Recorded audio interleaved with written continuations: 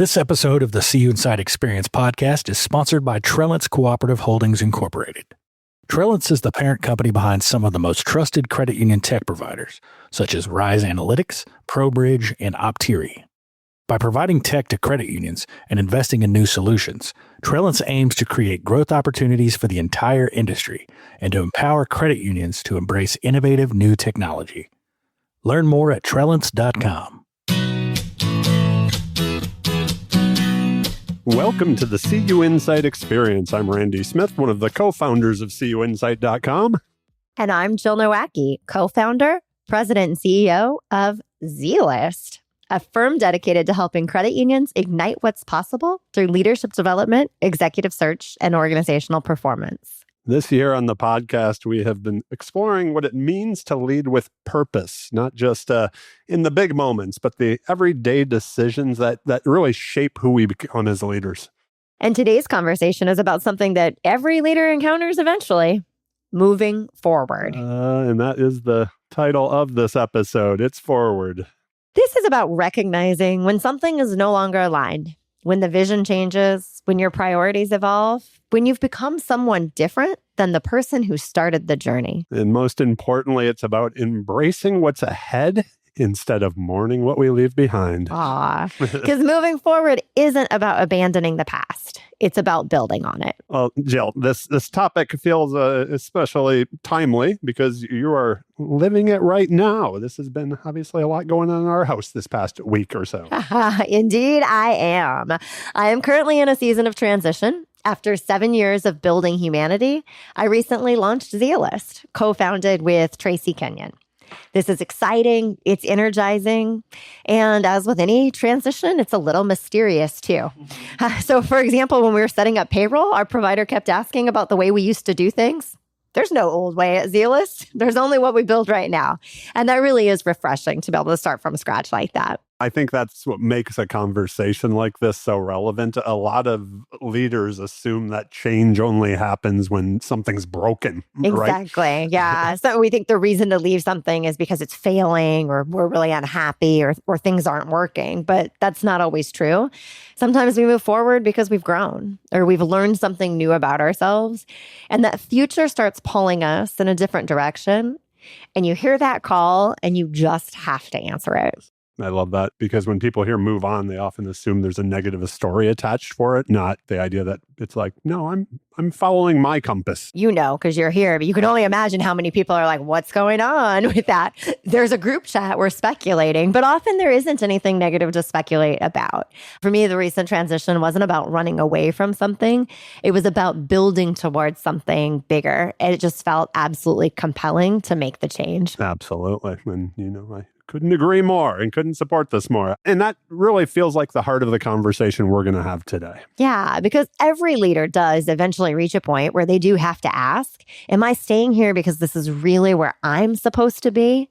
Or am I staying because it's familiar? We're going to get into that so much more because I think that's often where people live, right? Like it's like, this is comfortable. This is what I know. This is like the unknown is scary. But I think the longer we stay in that space, kind of the more uncomfortable it can be. So let's talk about alignment and kick this thing off. One thing I noticed is that most transitions don't happen with that like dramatic moment. There's not the Jerry Maguire taking the fish and who's coming with me, that type of moment. It builds, right? And we don't recognize the signs.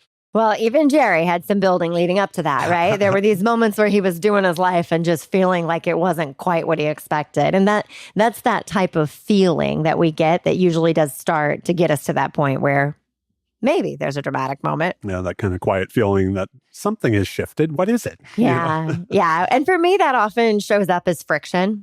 I start to feel less energized. I feel less excited about the things that used to just light me up, and things that used to be tolerable are just downright irritating. I was just going to say, I find when, I know I've seen it in you, but I've noticed it in myself before too, when like there's that, when you start to feel that like a little bit of out of balance or some of the things that say drain you more than inspire or ignite you are showing up, then all the little things start, like things that wouldn't bother us start to bother us, right? Like it's like, and then people that wouldn't bother us start to bother us. It just spirals and you're just like, this is not the place that I need to be or want to be.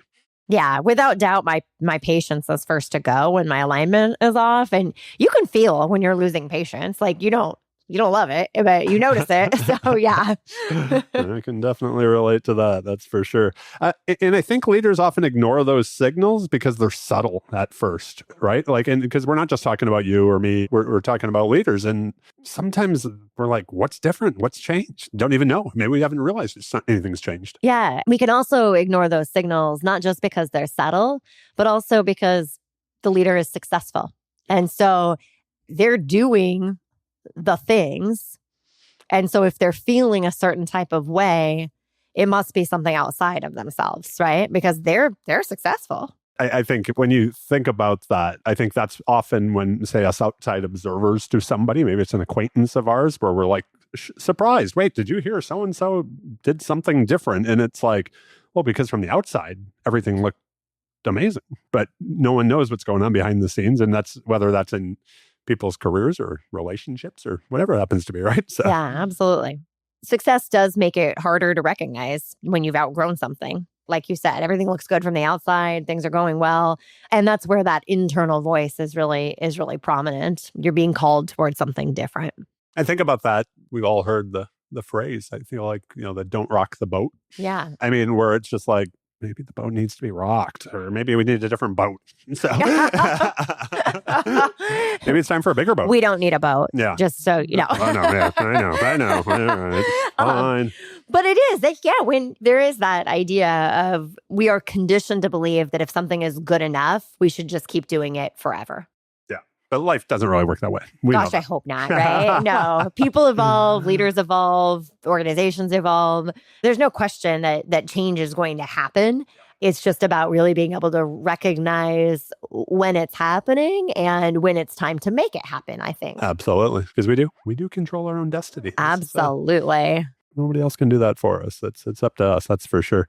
Something I was really excited to talk about here, my guess is it's going to be my favorite part of this podcast, is this idea that moving forward, moving on isn't failure. Leaving an organization, leaving a team, leaving whatever it happens to be, it's not failure. But I think a lot of leaders get stuck in that place. Yeah, for sure. You know that I probably rely on my 15-year-old son as an advisor more than the average adult might rely on their teenage son. But Crosby and I were having a good conversation as I was discerning my next steps and how to handle things. And I said to him that I worried that making a transition took away the fact that I built Humanidei. And he was able to say, like, you still built it, even if you move on to something else. And it was really powerful for me, that my 15-year-old guru there, to be able to really think about it from that place of you can build something, enjoy it, and then recognize the time when it is time to move on. Yeah. And to another challenge too. I couldn't agree with you more. Gosh, thinking about that, quite honestly, I think that is a place that a lot of us get stuck. Right? Like we've put so much work in, or there's a project that's ongoing and it's like, we need to wrap this up before we can do this. But then in the meantime, there's another thing that we need to wrap up. And that's where being able to like take an honest reflection and look and say, okay, number one, timing's not ever going to probably be perfect when doing our quotes, but it is a question of like, where do we spend our energy, that we can be the best for ourselves, but also for others as well. So that's for sure. So let me ask this question. Why do you think as leaders, we often don't give ourselves the permission to make the move, or maybe even recognize that alignment is off? Yeah, I think there are enough unfortunate many places where people can get stuck. So just as you're talking about, there is that likelihood of making excuses about the timing. Well, I'm going to wait until this is done. Oh, well, this isn't a good time from that side. I think there's also a fear that to make a change is like admitting they were wrong. Or I was like, are people going to think that you're not loyal or you're not committed or something to that? A fear of what other people will think. I was just going to say that idea. It's like, I'm going to disappoint other people with my decision. And that's really hard, because that's a requirement that I think the best leaders take responsibility for the people in their care, and making a change can be something that it's going to impact other people. And so, you're conditioned to care for how your actions impact others if you're a good leader. But sometimes you do have to make the decision that goes with your alignment and moves you forward with that. It shows that you're paying attention to what's going on, you're anticipating it, and you're ready there.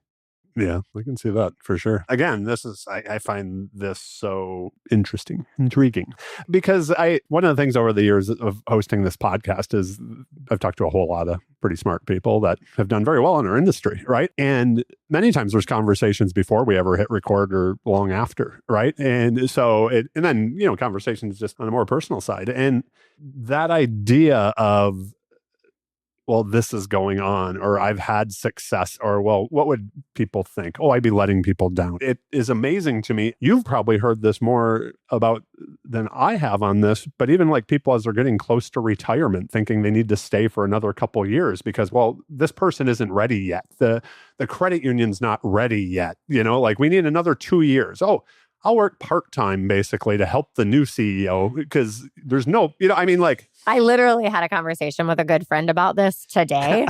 And we were talking about this upcoming transition. And the person had set his retirement date based on these key projects that had to be finished because they couldn't possibly finish if he wasn't the one in the CEO chair at the time. And what he was telling me today was sort of like, it's kind of embarrassing that I felt that way because obviously the next CEO has unique skills and talents and abilities and likability that makes it just fine. But we absolutely talk ourselves into being certain that the world will fall apart without us, or at least the organization, and then everybody will be disappointed in us. Yeah. I do think that is such an important thing. And like, this is something that I've talked to you about. Also, I'm thinking of a few other of our friends in the industry who've recently went through some things. And I keep trying to remind people that like everybody else has their own lives. That energy they put into ours thinking it's a big deal lasts about 30 seconds. And then something goes on with their kid, their credit union, their job. And a few months later, it's just like, oh yeah, I forgot you used to do that or whatever. I remember I heard that bit of news. Oh, yeah, absolutely. What was that about? Yeah. The rebrand? Who knows? But that to me is I think it's just like, again, I think we all do it, whether we're leaders or not, for as sure. we get in our Yeah. own head on how is this going to what are all the others, doing air quotes again, going to think? One thing I made a note about this for myself is that as we kind of wrap this section up, but to go back to the beginning, these chapters don't end because they failed. Sometimes they end because we fulfilled the purpose that we were doing during that season. Yeah, that I believe that one of my unique leadership strengths is my ability to analyze pitfalls, or as you say it, consider 32 different scenarios for every problem. 32 of them. For every single thing. If you haven't thought of 32, you haven't thought of enough. So there's a part of me that believes that sometimes when people move on, it's because they've analyzed those scenarios and they've landed at a possibility that demonstrates they're really paying attention. And so the reason the vision changes isn't because they were previously wrong. It's because they're scanning that horizon, seeing what's out there, and recognizing, when it's not the right direction to be charging for them anymore. Or they've maybe grown beyond the vision that's been set before, and it's time to move. There's something, and I would even say watching you during this process, but I know it's something that I've felt before, and, we've seen it in others, is like the purpose doesn't change. What we care about, we still care deeply about, but sometimes the situation changes where we're not able to execute at the same level. And if we stay there and we're less effective, we're not doing ourselves any good. We're not doing the people we serve any good. We're not doing our teams any good. So it's like, how do we create that place where we can find the joy, we can excel, we can live that purpose fuller? And that to me is a powerful thing that I believe when we make that decision, there's like a point the next day, a week later, a month later, where we feel so much lighter again. We feel energized again. Like we're like, oh, look, I'm spending my mental limited mental capacity to actually focus on the thing that drives me, the purpose, what I'm here to do, and not on the 32 scenarios that might be going on with all of us. So yeah, absolutely. As soon as the question is answered of what do I do, then you can get to the business of actually doing the thing. And so there's absolutely a lightness, not just a lightness that comes from putting down the weight of it, but an empowerment that comes that you have permission to go now. You have permission to grow, to evolve, to change, to really kind of activate in that side of it. It takes courage to follow that vision, right? Like to follow a new vision, because when we talk, I mean, like I said, we've talked to a lot of leaders. We've talked to each other. It's kind of like when everybody says they have an open door policy. Moving forward is what everybody says we're doing, right? So in theory, it sounds easy and it's great and we're all doing it until it's your turn to make that big decision. What do you think makes it so hard? It's what we talked about. It's that idea of we expect ourselves to remain who we have been. We don't give ourselves the permission to move forward because we think we have to be in that place. So kind of want the guarantees. Absolutely, right? We know how everything works with where we're at right now. I did want to ask you this, both you and Tracy, you do a lot of coaching with leaders, and often those leaders are already CEOs in leading organization. Often you're brought in because it's kind of like the situation we were talking about earlier, where there's a CEO that's retiring and it's like, okay, we have this great pool, but who's ready, or how do we get one of them ready to take over, right? So more than anybody, because of the work that you all do, you see those transitions, right? Like you see when somebody might be to the outside world, it looks like they are in a great position. And yet there's something that's just not there where maybe they have to make the decision to, how many friends have we had that were at a credit union for 20 years or something like that? And to then go lead when their dream may have always been to lead that credit union they were with, but whether that dream didn't happen or it no longer aligned with where they were, and they're like, no, this is the opportunity I need. Or maybe it's not even the decision to be like, I don't want that. Yeah, I often reference, hopefully I haven't on the podcast yet because I like to keep my content fresh, but I've had some conversations that felt like I went through a stint of it. Maybe it had to do with the time of year or something, but coaching executives who were really sitting in this place of, should I stay or should I go? And there's this really simple book, really tiny book called The Dip by Seth Godin. And it essentially just lays out this concept of, we recognize, and I think this is one of the reasons it's hard for people to move on, is because they don't want to be a quitter. They don't want to be somebody who can't persevere through a difficult patch or overcome an obstacle. And the whole book, the concept is you have to figure out how to recognize whether you're in a dip or you're in a cul-de-sac. And the dip, you'll go down and you'll come out of it. Yep. And that cul-de-sac, you'll just keep going around and around and around. And maybe the scenery changes and it gets a little bit better, but then it doesn't again. And maybe the scenery, and then there's something else that happens. And so that's not necessarily a tip on how to figure out whether you're in a dip or a cul-de-sac. But for those leaders who seem to be asking that question, should I stay? Should I go? At least giving consideration to, is this a rough patch or is this an absolute roadblock in this case too? As you were saying that, I'm like, I feel like a lot of the times if we don't know if we're in a dip or a cul-de-sac, but we're like looking for clarity. And often that clarity doesn't come until we make a change. Like, it's not like, it's like, here, clarity. And then you go and it's like, oh, exactly like I thought it was going to be, right? Like, or better. Yeah. It's just, this is amazing, right? Like, but it's like, we have to make movement, whether it's in this, like us having this conversation doesn't mean that you're like quitting your job, leaving an organization, starting something new completely. But there sure has to be a change, even if you're in a place that like moving forward is an option. If it's not, then you better, in my mind at least, and I'm not an executive coach, so take this for what it's worth. But if it's not, like, you have to create that forward movement or you're going to feel stuck. And there's no getting out of that unless we make a decision to to continue moving forward. So Yeah. Growth requires evolution. Like you can't stay stuck. You can't remain exactly who you were 5 years ago or 10 years ago. It's just not healthy. Plus, it's boring too. it is, right? A little more curiosity than that.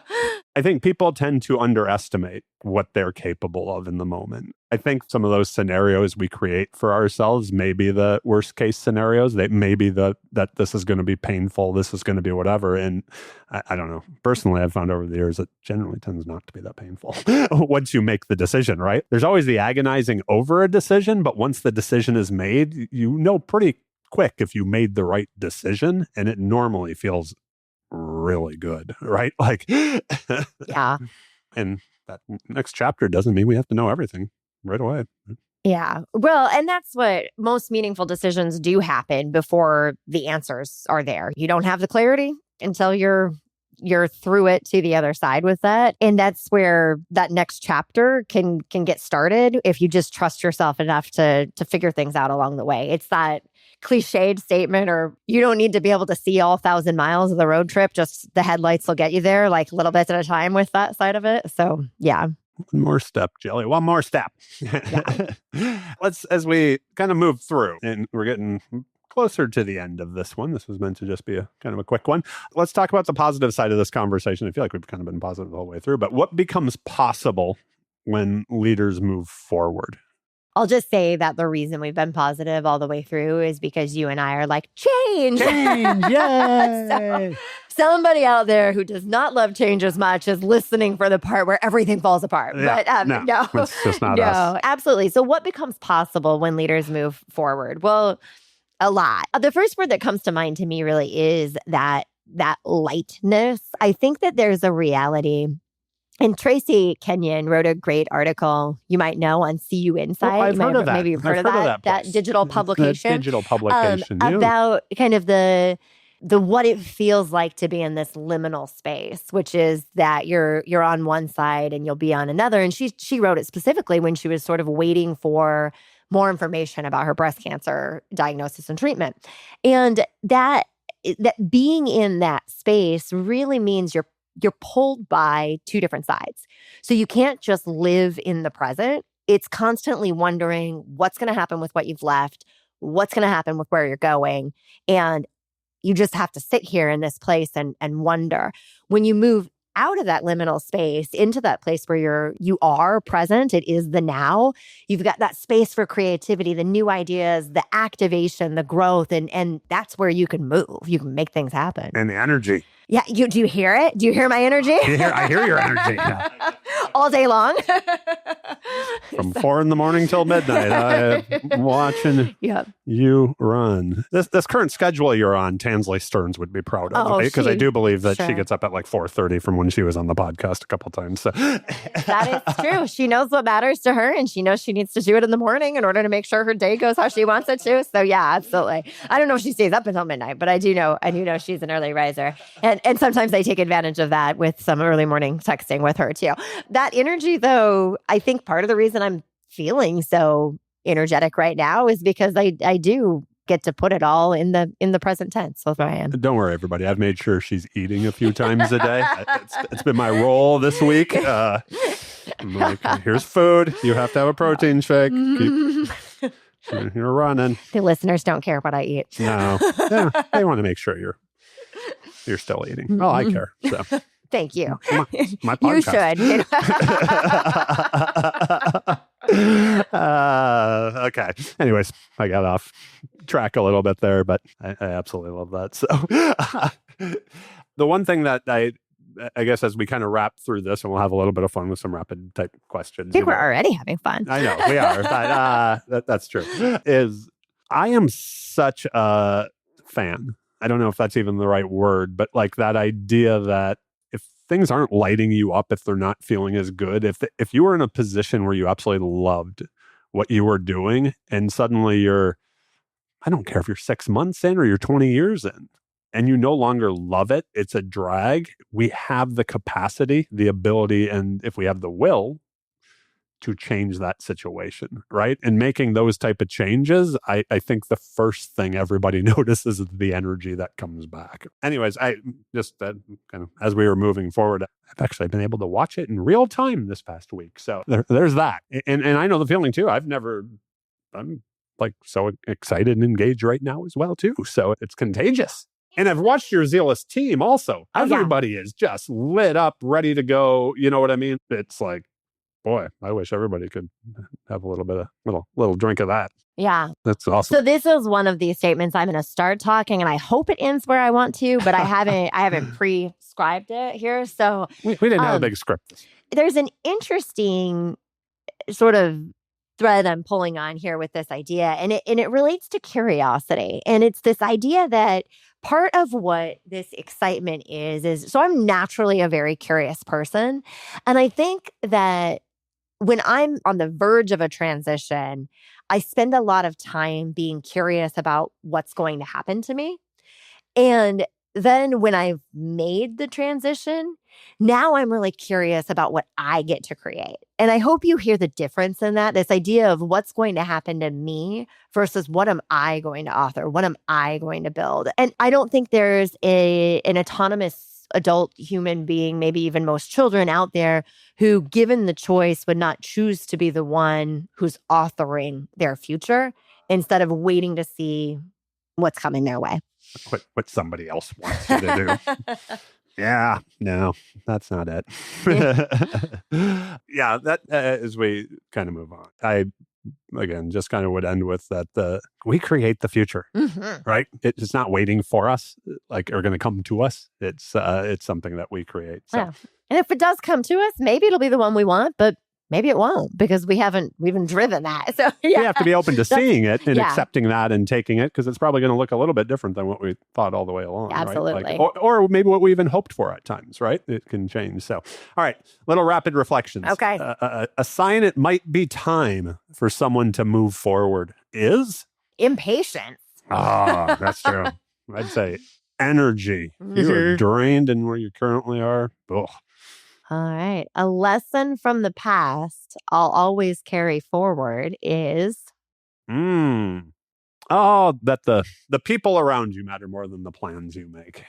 It's who you get to deal with, who you get to share the experience with, right? And allowing that joint experience to grow into what it's going to be.